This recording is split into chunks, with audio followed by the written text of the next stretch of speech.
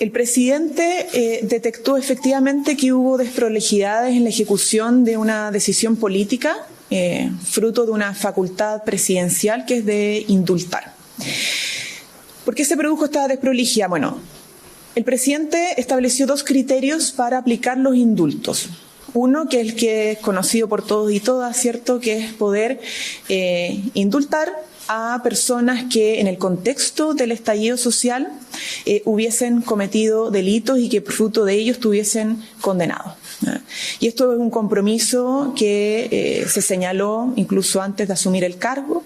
De hecho, tuvimos una larga discusión respecto a la posibilidad de tener una ley general de indultos que involucrara tanto a las personas que estaban con prisión preventiva por mucho tiempo en las cárceles, como también a los condenados o condenadas a propósito de esta situación anómala y excepcional que vivió el país en el marco del estallido social.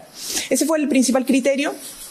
Y el segundo criterio que fijó el presidente era que en la carpeta, ¿cierto?, de aquellos que estuvieran bajo esa condición, se excluyeran personas que tuviesen antecedentes complejos previos al estallido. Y, efectivamente, ese segundo criterio fue el que no se cumplió, fruto de una serie de desprolijidades de las cuales evidentemente se asumieron las responsabilidades políticas en el Ministerio de Justicia y también respecto a la jefatura de gabinete del propio presidente de la República, porque los filtros se aplican en primera instancia en el Ministerio de Justicia, que es la cartera a cargo de esta tarea, pero también en última instancia a propósito de que es una atribución presidencial en la jefatura de gabinete. Por eso el presidente toma la decisión, luego de detectar efectivamente esta desprolijidad. Pero esto no dice nada de relación con la componente jurídico legal de los decretos de indulto. Y eso es sumamente importante señalar. Una cosa es el incumplimiento de este segundo criterio político que fijó el presidente y otra cosa es la legalidad de los decretos. Eso no está en cuestión. Los decretos están bajo la ley, ¿cierto?, jurídicamente bien elaborados y por lo tanto no tienen ningún vicio legal. Pero bueno, se detectó este problema y por eso se tomaron las medidas políticas correspondientes, ¿no? Y eso es algo que ha asumido el presidente y lo ha dicho también públicamente. Ministra, dentro de estas desprolijidades, ¿eran 11 o 13 los indultados? Porque conocemos que habían 2 indultos que fueron firmados un día posterior. No, lo que pasa es que, el listado es el listado, es el que autorizó el presidente. Lo que pasa es que no se realizó el filtro previo, ¿no? Entonces, la autorización de los decretos es en base al listado que conocemos, ¿no? Pero como no se produjo ese filtro, se cometió efectivamente esa desprolijidad que llevó a incumplir un criterio político que el presidente había fijado y que particularmente recae en el caso emblemático que todos conocemos, ¿no? Pero el listado es el que ustedes conocen y el que fue finalmente autorizado. Ministra, entonces entendemos de sus palabras que si el presidente hubiese tenido los antecedentes a la vista, no habría otorgado algunos de sus indultos, como por ejemplo en el caso de Luis Castillo, y además hay un debate sobre si es posible o no revocar los indultos. ¿Cuál es el análisis que ha hecho el gobierno respecto a eso? ¿Tienen apertura a aquello? Bueno, a ver, ahí vuelvo a reiterar, efectivamente se produjo un incumplimiento de un criterio que fijó el presidente, pero los indultos están bajo la ley y están jurídicamente bien establecidos, elaborados, ¿ya? Por lo tanto, además, a propósito de esta solicitud de miembros de la oposición de revocar, no es posible revocar los indultos presidenciales por una serie de criterios, ¿cierto?, que tienen que ver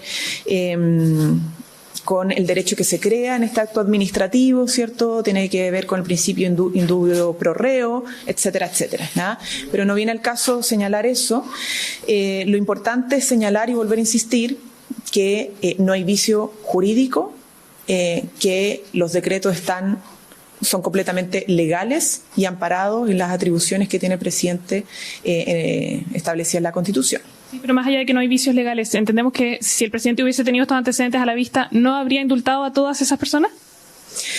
A ver, efectivamente, si el presidente hubiera tenido todos los elementos a la vista, la situación hubiese sido distinta.